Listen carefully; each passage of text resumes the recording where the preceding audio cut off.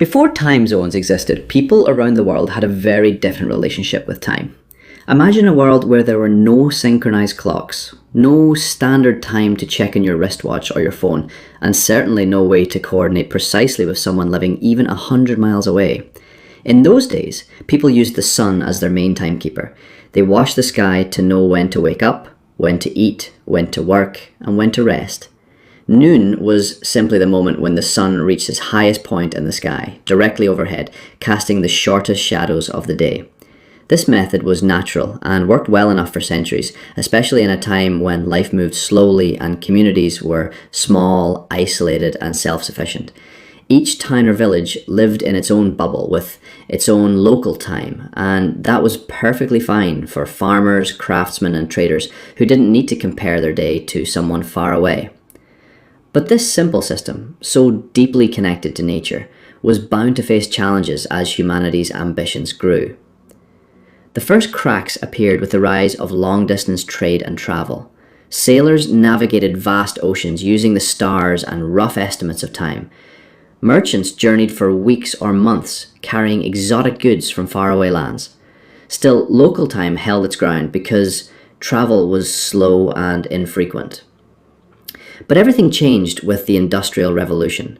Steam engines roared to life, railways crisscrossed continents, and telegraphs carried messages at lightning speed compared to the old days. Suddenly, it mattered that one town's noon was not exactly the same as another's. A train might leave London at noon and arrive in another city where noon had already passed, or was yet to come, creating confusion that could lead to missed connections, costly delays, or worse, collisions on tracks due to scheduling errors.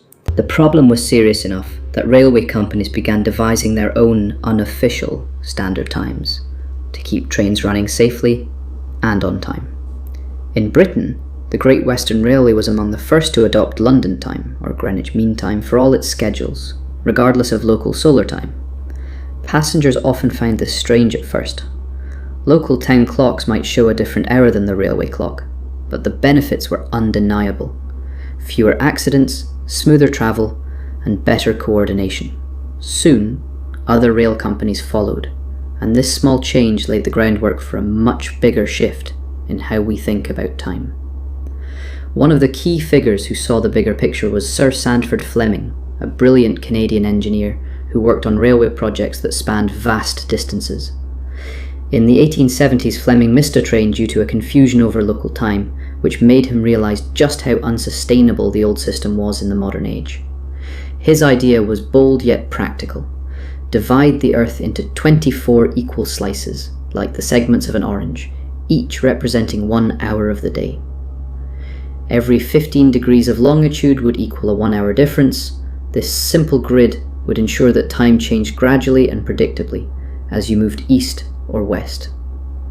It was an elegant solution to a messy problem, and Fleming began tirelessly promoting it to governments, scientists, and businesses.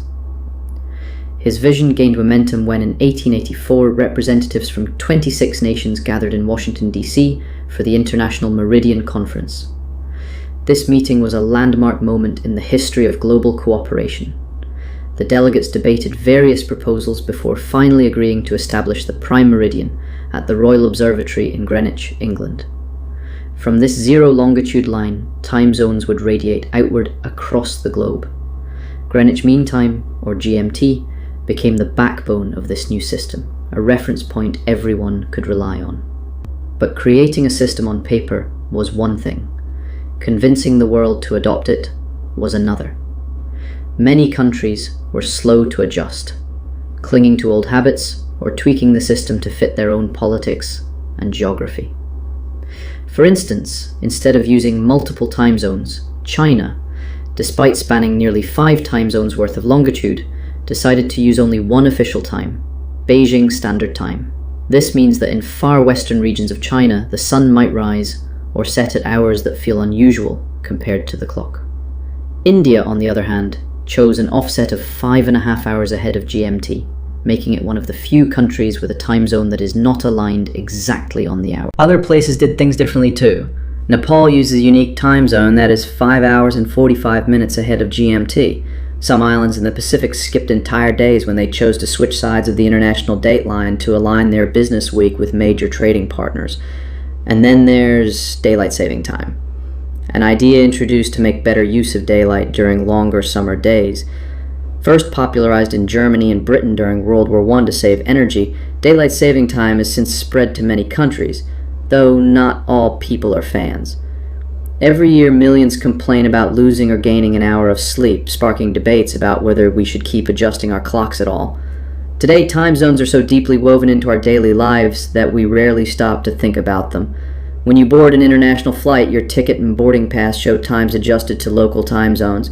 Pilots and air traffic controllers use Coordinated Universal Time, or UTC, a modern standard that replaced GMT for precise scientific and aviation purposes.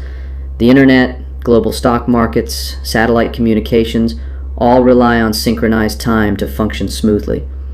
A tiny error in coordinating time can mean lost money, missed opportunities, or even disaster in systems where precision is everything. Yet despite this incredible standardization, time zones can still surprise us. Did you know there are more than 40 time zones in use today, once you count all the unusual half-hour and 15-minute offsets? Australia alone uses multiple time zones, with some states observing daylight saving time while others do not, creating temporary time gaps that confuse travelers. Some places, like Arizona in the United States, refuse to observe daylight saving altogether, preferring to keep their clocks steady year-round. The international date line, another invisible line on the map, adds more intrigue. It zigzags through the Pacific Ocean, roughly opposite the prime meridian, separating calendar days. If you cross it traveling east, you go back one day. If you cross it going west, you skip ahead.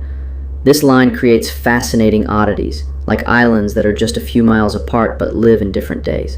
For example, on one side of the line it could be Friday, while just a short boat ride away it's already Saturday.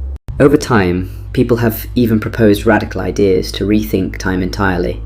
Some scientists and futurists suggest that in our hyperconnected world, we could abandon local time altogether and use one universal time for everyone. Instead of saying it's 9 AM in New York and 2 PM in London, everyone would simply use the same time, say UTC. This would certainly make scheduling easier for international teams and global businesses, but it would also require people to mentally adjust their daily routines to a clock that no longer matches the sun's position in the sky. Our modern obsession with precision timekeeping is remarkable when you consider our ancestors' loose relationship with time. The first mechanical clocks appeared in medieval Europe, not to organize work or travel, but to regulate prayer times in monasteries. These early clocks were marvels of engineering for their day, but they were far from accurate by today's standards.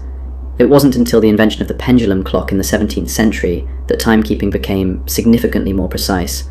Later, the development of atomic clocks pushed accuracy to an entirely new level, allowing us to measure time to billionths of a second, crucial for GPS, internet data transfers, and space exploration.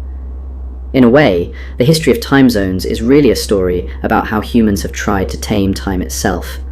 We took the wild, unpredictable dance of the sun and stars and carved it into neat sections on a map so that we could meet deadlines, catch trains, do business, and live together in an increasingly connected world. It's a testament to our creativity and our constant struggle to bring order to nature's endless flow. Yet, even today, we live with small reminders that time is still a human invention, layered on top of natural rhythms. Jet lag is the body's protest when we cross multiple time zones in hours instead of days. Our internal clocks, governed by the cycle of daylight and darkness, often clash with the demands of international timekeeping. As we continue to build a world where instant global communication is the norm, some wonder if the old system of time zones will survive much longer. Maybe one day, your phone will simply show UTC for everyone, everywhere, and the idea of local time will fade into history. But until then, when you glance at your watch or check your phone to see what time it is in another country, remember that you're looking at the product of centuries of invention, negotiation, and cooperation. Behind that simple number is a hidden map of longitudes, conference debates, railway schedules, scientific breakthroughs, and human stories, stretching back to when we first looked at the sun and wondered how to divide a day. So next time you hear the phrase "time flies," remember, it doesn't just fly, it travels across zones, leaps over lines, bends around politics, and keeps us all connected, no matter where we are on this spinning planet.